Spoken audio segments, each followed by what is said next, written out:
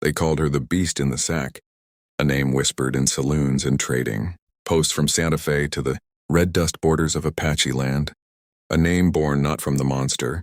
she was accused of being, but from the tattered burlap sack she always kept tied around her shoulders like some wild creature hiding from the world.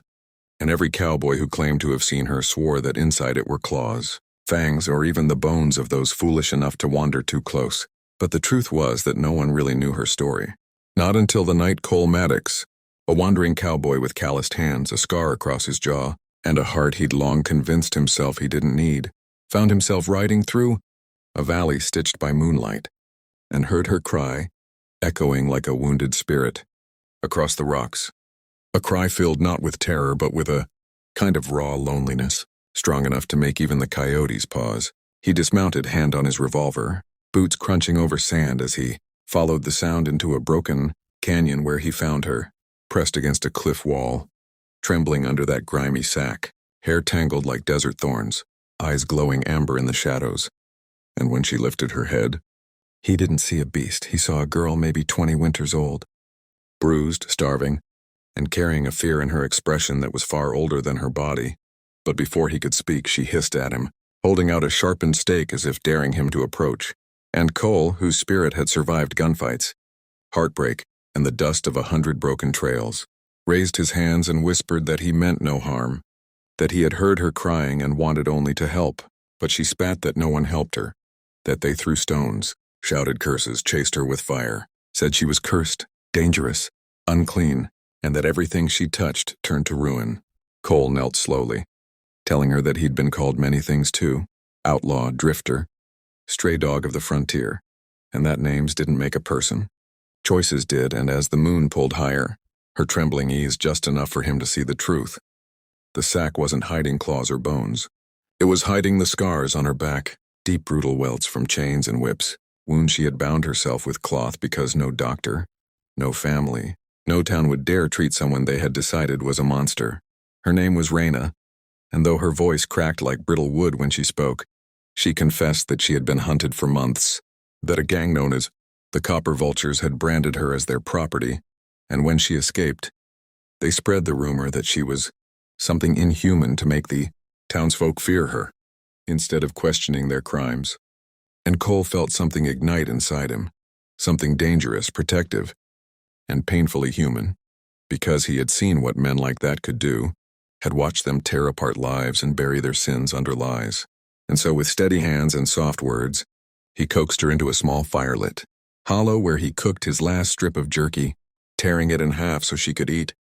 where he wrapped her wounds with strips torn from his own coat, where he told her stories of the open plains and the sunrises he'd seen from hilltops, untouched by fear.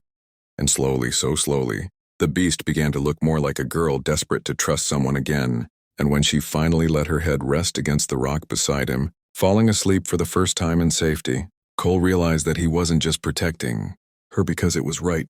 He was protecting her because something inside him recognized her brokenness as something that matched his own. And though he didn't yet admit it, the cowboy who believed he had no heart felt something warm beating in his chest again, something he thought had died long ago. And as the fire flickered low, he whispered to the sleeping girl that he'd get her out of this canyon alive, that he'd fight any man who hunted her, that whatever she carried inside that sack, fear, scars, secrets, none of it scared him away. And somewhere far off in the night, the howl of a wolf rose like a warning, and Cole Maddox knew this was only the beginning of a storm that would change both their lives forever. Done. Next morning dawned with a copper sky and the scent of dust drifting like old memories through the canyon, and Cole Maddox woke to find Raina already awake, sitting with her back against the stone as she held her sack tightly to her chest as if afraid he might steal the last piece of her identity. And though her eyes were still shadowed with doubt, she didn't flinch when he knelt beside her and offered water, didn't shrink when he told her gently that they needed to leave before the Copper Vultures caught their trail. And after a long, trembling silence, she nodded, rising slowly with the stiffness of someone who had carried both physical and emotional wounds for far too long. Cole saddled his horse, Dustwalker, and helped her up despite her protests that she'd slow him down. But he only chuckled and said, He'd ridden across the desert with a busted knee and a bullet in his shoulder, and she weighed less than his pride, earning the first faint hint of a smile he had ever seen touch her lips, a sight so fragile and unexpected it struck him like a sunrise after months of darkness. And as they rode out of the canyon into the broad stretch of open desert, Raina asked why he was risking his life for a stranger. And Cole told her the truth because he'd once lost someone he loved to the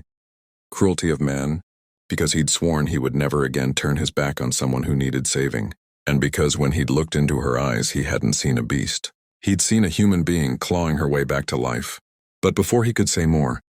Dustwalker slowed, ears flicking, and Cole's instincts surged like lightning through his veins as he spotted 3 riders cresting a ridge, copper, vulture scouts, wearing dust-coated coats and cruel grins like they'd been carved from rusted knives. And without warning, the bandits fired, bullets slicing the air, forcing Cole and Raina to dive behind a boulder as ricochets sparked like meteors on stone. And Cole whispered for her to stay down while he returned fire, but Raina grabbed his arm, her voice shaking as she said she couldn't let him die for her, that every person who had ever tried to help her had ended up buried in unmarked ground. But Cole only raised her chin so she'd look into his eyes and told her he chose this, that she wasn't a burden, that she mattered, a truth she'd never heard spoken with such conviction. And as the gunfight raged louder, Raina realized she was done running, done hiding behind a sack and letting fear dictate her fate. So she stood, despite Cole's shocked protest, and shouted at the riders, a cry sharp enough to cut through the desert wind, distracting the vultures long enough for Cole to take them down with clean,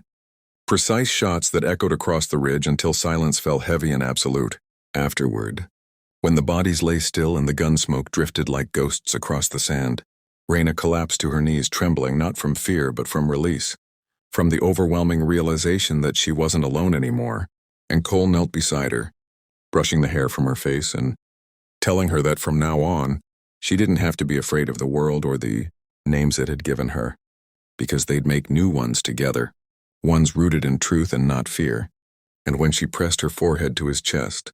whispering that she didn't know how to live a life without running, Cole wrapped his arms around her and promised to teach her, step by step, sunrise by sunrise. And over the next days as they traveled toward a safe settlement where she could start anew, she slowly shed the sack, letting the wind touch the scars she had hidden for so long, letting Cole see the woman beneath the wounds, and with every mile, their bond deepened until the cowboy who believed his heart was dead found it beating, stronger than ever, and the girl who'd been treated like a monster learned that she was capable of love, trust, and hope. And on the final hill before reaching town, Raina took his hand and told him softly that he had saved more than her life. He had saved her soul, and Cole smiled that rare, gentle smile of his and told her she had done the same for him. And as they walked hand in hand toward their future, the wind carrying away the last whispers of the name Beast in the Sack,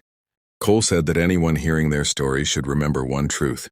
Sometimes the fiercest battles forge the strongest hearts, and sometimes the people the world rejects become the ones worth fighting for. So if you felt their journey,